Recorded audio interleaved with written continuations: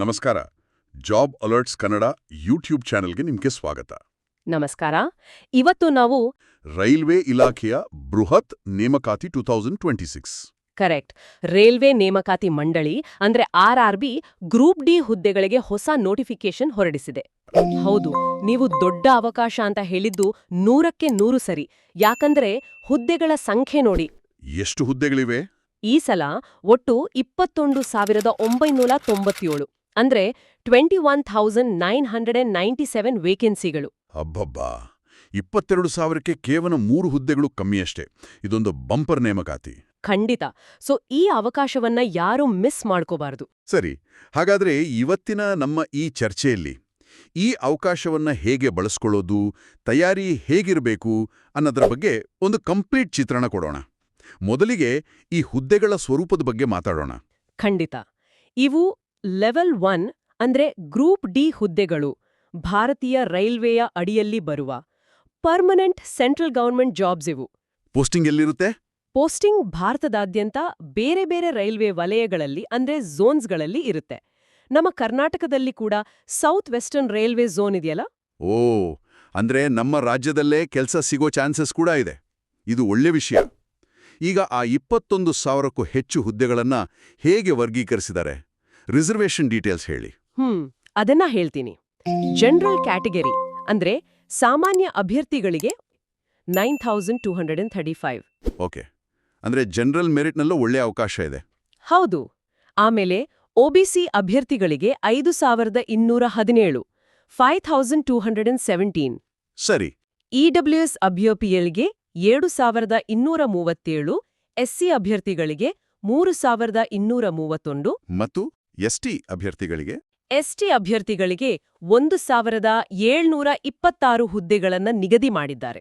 Okay, ಪ್ರತಿಯೊಂದು ವರ್ಗಕ್ಕೂ ನ್ಯಾಯಯುತವಾಗಿ ಹುದ್ದೆಗಳನ್ನು ಹಂಚಿದ್ದಾರೆ. ಈಗ ಎಲ್ಲರ ಮನಸ್ಸಲ್ಲಿ ಬರೋ ಮೊದಲ ಪ್ರಶ್ನೆ ಸಂಬಳ. ಸ್ಯಾಲರಿ ಎಷ್ಟು ಸಿಗ್ಬೋದು? ಇಲ್ಲಿ ಸಂಬಳದ ವಿಷಯನೂ ಅಷ್ಟೇ ಅಟ್ರಾಕ್ಟಿವ್ ಆಗಿದೆ. 7th ಪೇ ಕಮಿಷನ್ ಪ್ರಕಾರ ಬೇಸಿಕ್ ಪೇ ಅಂದ್ರೆ ಮೂಲ ವೇತನ 18,000 ರೂಪಾಯಿ ಇರುತ್ತೆ. 18,000? ಅದು ಬರೀ ಬೇಸಿಕ್ ಅಷ್ಟೇ ಅಲ್ವಾ? ಯಾಕಂದ್ರೆ ಜನ ಬರೀ ಅದನ್ನೇ ನೋಡಿ ಸಂಬಳ ಕಮ್ಮಿ ಅನ್ಕೋತಾರೆ. ಎಕ್ಸಾಕ್ಟ್ಲಿ, ಅದು ಬರೀ ಬೇಸಿಕ್. ಇದರ ಜೊತೆಗೆ DA ಅಂದ್ರೆ ತುಟ್ಟಿ ಭತ್ಯೆ, HRA, TA ಹೀಗೆ ಬೇರೆ ಎಲ್ಲ ಭತ್ಯೆಗಳು ಸೇರುತ್ತೆ. ಹಾಗಾದ್ರೆ ಎಲ್ಲ ಸೇರಿ ಕೈಗೆ ಎಷ್ಟು ಬರ್ಬೋದು? ಒಂದು ಅಂದಾಜಿನ ಪ್ರಕಾರ ಈಗಿನ DA ರೇಟ್ ಪ್ರಕಾರ, ನೀವು ಕೆಲಸ ಮಾಡೋ ಸಿಟಿ ಪ್ರಕಾರ ಎಲ್ಲಾನೂ ಸೇರಿಸಿದ್ರೆ ಸ್ಟಾರ್ಟಿಂಗ್ನಲ್ಲೇ ಸುಮಾರು 25,000ದಿಂದ 30,000 ಒಳಗೆ ಸಂಬಳ ಆಗುವ ಎಲ್ಲ ಸಾಧ್ಯತೆ ಇದೆ. ಅದ್ಭುತ. 10th ಕ್ವಾಲಿಫಿಕೇಷನ್ಗೆ ಇದು ನಿಜಕ್ಕೂ ಒಂದು ಅತ್ಯುತ್ತಮ ಆರಂಭಿಕ ಸಂಬಳ. ಹಾಗಾದ್ರೆ ಈ ಹುದ್ದೆಗಳಿಗೆ ಅಪ್ಲೈ ಮಾಡೋಕೆ ಇರಬೇಕಾದ ಕ್ವಾಲಿಫಿಕೇಷನ್ ಏನು? ಈ ನೇಮಕಾತಿಯ ಒಂದು ದೊಡ್ಡ ಪ್ಲಸ್ ಪಾಯಿಂಟ್ ಅಂದ್ರೆ ಇದರ ಸಿಂಪಲ್ ಕ್ವಾಲಿಫಿಕೇಶನ್. ಓ ಹೌದಾ? ಮಾನ್ಯತೆ ಪಡೆದ ಬೋರ್ಡ್ನಿಂದ ಕೇವಲ 10ನೇ ತರಗತಿ ಪಾಸ್ ಆಗಿರಬೇಕು ಅಷ್ಟೇ. ಅಷ್ಟೇನಾ? ಅಂದ್ರೆ ಲಕ್ಷಾಂತರ ಜನ ಇದಕ್ಕೆ ಅರ್ಹರಾಗ್ತಾರೆ. NCVT ಅಥವಾ SCVTಯಿಂದ ITI ಸರ್ಟಿಫಿಕೇಟ್ ಇದ್ರೂ ಅಪ್ಲೈ ಮಾಡಬಹುದು. ಅಷ್ಟೇ ಅಲ್ಲ, ನ್ಯಾಷನಲ್ ಅಪ್ರೆಂಟಿಸ್ಶಿಪ್ ಸರ್ಟಿಫಿಕೇಟ್ ಅಂದ್ರೆ NAC ಇದ್ರೂ ಕೂಡ ಅವಕಾಶ ಇದೆ. ಸೂಪರ್. ಇದು ನಿಜಕ್ಕೂ ಎಲ್ಲರನ್ನೂ ಒಳಗೊಳ್ಳೋ ಒಂದು ನೇಮಕಾತಿ. ಈಗ ವಯೋಮಿತಿ ಅಂದ್ರೆ ಏಜ್ ಲಿಮಿಟ್ ಬಗ್ಗೆ ಮಾತಾಡೋಣ.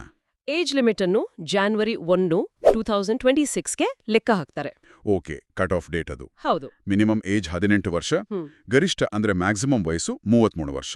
ಇದು ಜನರಲ್ ಕ್ಯಾಟಗರಿಗಲ್ವಾ? ಏಜ್ ರಿಲ್ಯಾಕ್ಸೇಷನ್ ಇರುತ್ತಲ್ಲ? ಖಂಡಿತ ಇರುತ್ತೆ.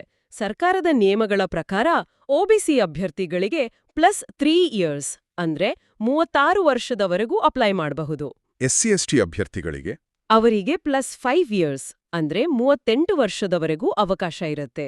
ಇನ್ನು PWBD ಅಭ್ಯರ್ಥಿಗಳಿಗೆ ನಿಯಮಗಳ ಪ್ರಕಾರ ಇನ್ನೂ ಹೆಚ್ಚಿನ ಸಡಿಲಿಕೆ ಇರುತ್ತೆ. ಸರಿ, ಅರ್ಹತೆಗಳ ಬಗ್ಗೆ ಒಂದು ಸ್ಪಷ್ಟ ಚಿತ್ರಣ ಸಿಕ್ತು. ಈಗ ಬಹಳ ಮುಖ್ಯವಾದ ಹಂತ ಸೆಲೆಕ್ಷನ್ ಪ್ರೋಸೆಸ್. ಆಯ್ಕೆ ಪ್ರಕ್ರಿಯೆ ಹೇಗಿರುತ್ತೆ?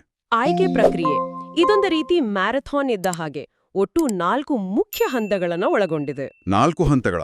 ಯಾವುವು ಅವು? ಮೊದಲನೇದು ಮತ್ತು ಅತಿ ಮುಖ್ಯವಾದದ್ದು ಕಂಪ್ಯೂಟರ್ ಆಧಾರಿತ ಪರೀಕ್ಷೆ ಅಂದ್ರೆ CBT.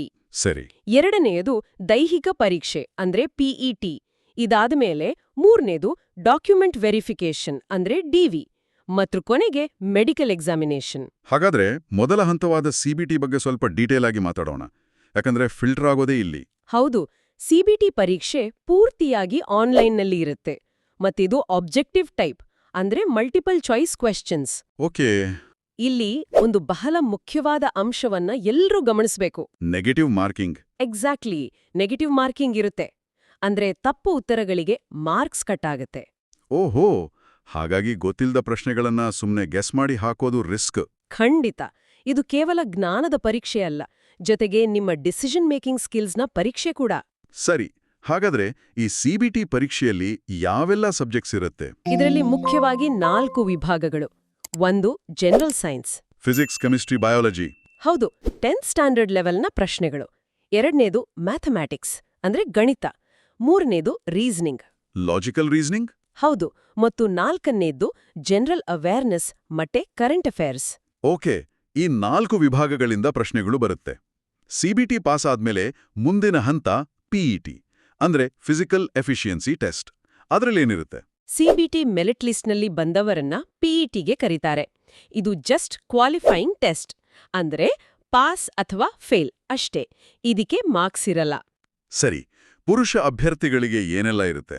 ಪುರುಷ ಅಭ್ಯರ್ಥಿಗಳು 35 ಕೆಜಿ ತೂಕ ಹೊತ್ತುಕೊಂಡು 100 ಮೀಟರ್ ದೂರವನ್ನ 2 ನಿಮಿಷದಲ್ಲಿ ಕ್ರಮಿಸಬೇಕು. ಓಕೆ, ಒಂದು ಟಾಸ್ಕ್ ಅದು. ಹೌದು, ಅದರ ಜೊತೆಗೆ 1000 ಮೀಟರ್ ಓಟ. ಅದನ್ನ 4 ನಿಮಿಷ 15 ಸೆಕೆಂಡ್ಗಳಲ್ಲಿ ಮುಗಿಸ್ಬೇಕು. ಸರಿ, ಹಾಗೆ ಮಹಿಳಾ ಅಭ್ಯರ್ಥಿಗಳಿಗೆ? ಮಹಿಳಾ ಅಭ್ಯರ್ಥಿಗಳಿಗೆ 20 ಕೆಜಿ ತೂಕವನ್ನ ಹೊತ್ತು 100 ಮೀಟರ್ ದೂರವನ್ನ 2 ನಿಮಿಷದಲ್ಲಿ ಕ್ರಮಿಸಬೇಕು ಮತ್ತು 1000 ಮೀಟರ್ ಓಟವನ್ನ 5 ನಿಮಿಷ 40 ಸೆಕೆಂಡ್ಗಳಲ್ಲಿ ಪೂರ್ಣಗೊಳಿಸಬೇಕು. ಓಕೆ, ಆಯ್ಕೆ ಪ್ರಕ್ರಿಯೆ ಬಗ್ಗೆ ಸ್ಪಷ್ಟತೆ ಸಿಕ್ತು. ಈಗ ಈ ಎಲ್ಲದಕ್ಕೂ ಮೊದಲ ಹೆಜ್ಜೆ ಅಂದ್ರೆ ಅಪ್ಲಿಕೇಶನ್ ಹಾಕೋದು ಹೇಗೆ? ಆ ಪ್ರೋಸೆಸ್ ಬಗ್ಗೆ ಹೇಳಿ. ಅರ್ಜಿಗಳನ್ನ ಕೇವಲ ಆನ್ಲೈನ್ ಮೂಲಕ ಮಾತ್ರನೇ ಸಲ್ಲಿಸಬೇಕು. ಬೇರೆ ಯಾವುದೇ ವಿಧಾನದಲ್ಲಿ ಅಪ್ಲೈ ಮಾಡೋದಕ್ಕೆ ಆಗಲ್ಲ. ಆನ್ಲೈನ್ ಪ್ರೋಸೆಸ್ ಹೇಗಿರುತ್ತೆ? ಏನೆಲ್ಲ ಸ್ಟೆಪ್ಸ್ ಇರುತ್ತೆ? ಮೊದಲು ಅಫಿಷಿಯಲ್ ವೆಬ್ಸೈಟ್ಗೆ ಹೋಗ್ಬೇಕು. ಅಲ್ಲಿ ತಮ್ಮ ಮೊಬೈಲ್ ನಂಬರ್ ಮತ್ತೆ ಇಮೇಲ್ ಐಡಿ ಕೊಟ್ಟು ರಿಜಿಸ್ಟರ್ ಮಾಡ್ಕೋಬೇಕು. Mobile number, email ID active ಆಗಿರೋದು ಬಹಳ ಮುಖ್ಯ ಅಲ್ವಾ? ತುಂಬಾನೇ ಮುಖ್ಯ. ನೇಮಕಾತಿ ಮುಗಿಯೋವರೆಗೂ ಅದನ್ನೇ ಬಳಸಬೇಕು. ಆಮೇಲೆ ಪರ್ಸನಲ್ ಡೀಟೇಲ್ಸ್ ಎಲ್ಲ ಫಿಲ್ ಮಾಡಬೇಕು. ಕೊನೆಗೆ ಬೇಕಾದ ಡಾಕ್ಯುಮೆಂಟ್ಸ್ ಅಪ್ಲೋಡ್ ಮಾಡಿ ಫೀಸ್ ಪೇಮೆಂಟ್ ಮಾಡಬೇಕು. ಅಪ್ಲಿಕೇಶನ್ ಫೀಸ್ ಎಷ್ಟಿದೆ? ಇದರಲ್ಲಿ ಫೀಸ್ ವಾಪಸ್ ಕೊಡುವ ಒಂದು ಪಾಲಿಸಿ ಇದೆಯಲ್ಲ, ಅದು ಬಹಳ ಇಂಟ್ರೆಸ್ಟಿಂಗ್. ಹೌದು, ಅದು ಬಹಳ ಒಳ್ಳೆ ಕ್ರಮ. ಜನರಲ್ ಮತ್ತೆ ಒಬಿಸಿ ಅಭ್ಯರ್ಥಿಗಳಿಗೆ ಫೀಸ್ 500 ರೂಪಾಯಿ. ಆದ್ರೆ ಅವರು ಸಿಬಿಟಿ ಎಕ್ಸಾಮ್ಗೆ ಅಟೆಂಡ್ ಆದ್ರೆ 400 ರೂಪಾಯಿ ಅವರ ಬ್ಯಾಂಕ್ ಅಕೌಂಟ್ಗೆ ವಾಪಸ್ ಬರುತ್ತೆ. ವಾವ್! ಅಂದ್ರೆ ಎಕ್ಸಾಮ್ ಬರೆಯೋ ಸೀರಿಯಸ್ ಕ್ಯಾಂಡಿಡೇಟ್ಸ್ಗೆ ಫೀಸ್ ಕೇವಲ 100 ರೂಪಾಯಿ. ಕರೆಕ್ಟ್. ಅದೇ ರೀತಿ ಎಸ್ಸಿ, ಎಸ್ಟಿ, ಮಹಿಳಾ ಮತ್ತೆ ಇಬಿಸಿ ಅಭ್ಯರ್ಥಿಗಳಿಗೆ ಶುಲ್ಕ 250 ರೂಪಾಯಿ. ಅವರಿಗೂ ರೀಫಂಡ್ ಇದೆಯಾ? ಇದೆ. ಅವರ ಎಕ್ಸಾಮ್ ಅಟೆಂಡ್ ಆದ್ರೆ ಪೂರ್ತಿ 250 ರೂಪಾಯಿ ವಾಪಸ್ ಬರುತ್ತೆ. ಅಂದ್ರೆ ಅವರಿಗೆ ಆಲ್ಮೋಸ್ಟ್ ಫ್ರೀ ಇದ್ದಾಗೆ. ಇದು ನಿಜಕ್ಕೂ ತುಂಬಾ ಜನರಿಗೆ ಅರ್ಜಿ ಸಲ್ಲಿಸೋಕೆ ಪ್ರೋತ್ಸಾಹ ಕೊಡುತ್ತೆ. ಅಪ್ಲೈ ಮಾಡುವಾಗ ಯಾವೆಲ್ಲ ಡಾಕ್ಯುಮೆಂಟ್ಸ್ ರೆಡಿ ಇಟ್ಕೋಬೇಕು? ಅರ್ಜಿ ಹಾಕೋಕ್ ಮುಂಚೆ ಲೇಟೆಸ್ಟ್ ಪಾಸ್ಪೋರ್ಟ್ ಸೈಜ್ ಫೋಟೋ, ಅದು ವೈಟ್ ಬ್ಯಾಕ್ಗ್ರೌಂಡಲ್ಲಿ ಇರಬೇಕು. ಸರಿ. ಆಮೇಲೆ ನಿಮ್ಮ ಸಹಿ, ಅದನ್ನ ಬ್ಲ್ಯಾಕ್ ಇಂಕ್ ಪೆನ್ನಲ್ಲೇ ಮಾಡಿರ್ಬೇಕು. ಜೊತೆಗೆ Aadhaar card, 10th marks card ಮತ್ತೆ ಅನ್ವಯವಾದ್ರೆ ನಿಮ್ಮ ಕ್ಯಾಸ್ಟ್ ಅಥವಾ ಇಡಬ್ಲ್ಯೂಎಸ್ ಸರ್ಟಿಫಿಕೇಟ್. ಈಗ ಎಲ್ಲಕ್ಕಿಂತ ಮುಖ್ಯವಾದದು ಇಂಪಾರ್ಟೆಂಟ್ ಡೇಟ್ಸ್. ಯಾವಾಗಿಂದ ಅಪ್ಲೈ ಮಾಡ್ಬೋದು? ಕೊನೆ ದಿನಾಂಕ ಯಾವುದು? ಈ ಡೇಟ್ಸ್ ಎಲ್ಲರೂ ನೋಟ್ ಮಾಡ್ಕೋಬೇಕು.